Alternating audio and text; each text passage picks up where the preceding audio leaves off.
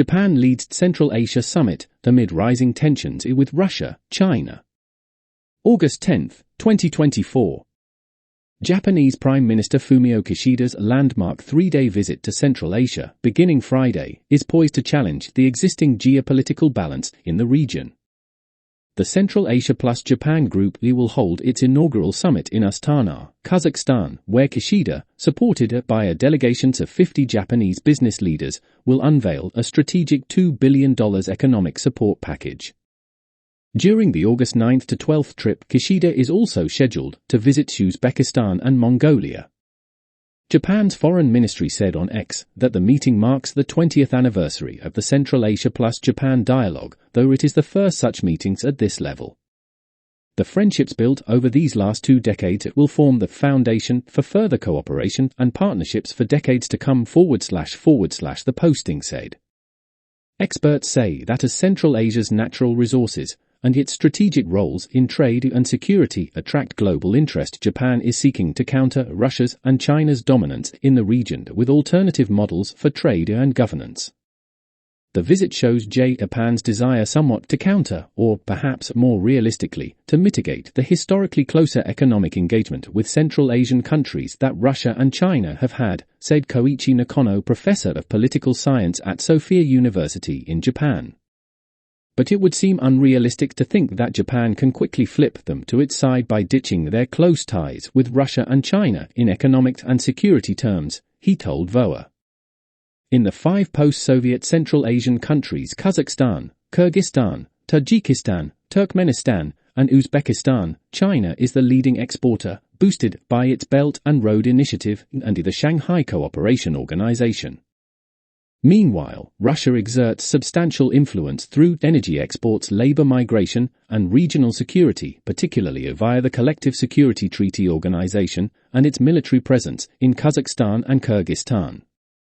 China hosted a summit with Central Asian leaders in May 2023, followed by a high-level meeting organized by the European Union in June. The United States and Germany then held their own summit in September. Japan has maintained diplomatic relations with Central Asian countries since their independence in the early 1990s. In August 2004, Japan established the regional framework he called the Central Asia plus Japan Dialogue. Subsequently, other countries, including the US, India, and South Korea, have initiated similar diplomatic frameworks with the region. Cautious alliances. According to Nakano, Central Asian countries are cautious about being dominated by Russia and China. But now that the tension between Japan on the one hand and Russia and China on the other hand is rising, there is a stronger reason for Japan to boost its ties with the Central Asian countries, Nakano said. Those tensions have escalated because of Japan's support for Western sanctions against Russia and disputes over the Kuril Islands. Japan's concerns about China's military activities have also strained relations. Russian Foreign Ministry spokeswoman Maria Zakharova on Wednesday issued a statement criticizing the Tokyo-led summit as Japan's attempts to penetrate Central Asia. We have no doubt that our partners from Central Asia, with their wisdom, will be able to distinguish approaches in favor of mutually beneficial cooperation from plans to reduce their countries to the position of a neo-colonial appendage of the Western camp, she said in the statement. We hope that the destructiveness of such a prospect and the serious costs of losing full-blooded ties with Russia are quite obvious to them. Domestic motives.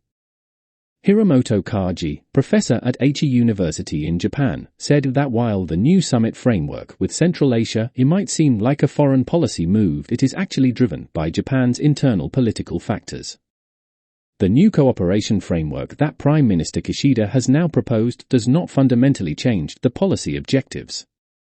Rather, Prime Minister Kishida may be seeking to establish the diplomatic legacy in preparation for the upcoming LDP, Liberal Democratic Party, presidential election, Kaji told VOA. Kishida's LDP will hold elections in September to choose its next party president. Tsuyoshi Nojima, a professor at Daito Bunker University in Japan, said Japan enjoys higher levels of goodwill in Central Asia and the Middle East than the United States. Democratic engagement. Anders Kaur, publisher of the Journal of Political Risk, says a Japan summit in Central Asia is a positive development that could introduce greater democratic influence in the region. The summit is focused on bringing Japanese diplomacy and businesses to the region, which will assist in democratic influence efforts through economic incentives, Kaur told VOA. Kaur also said democracies will need to solidify any gains in the region through a combination of business incentives and sanctions aimed at addressing authoritarianism and human rights abuses.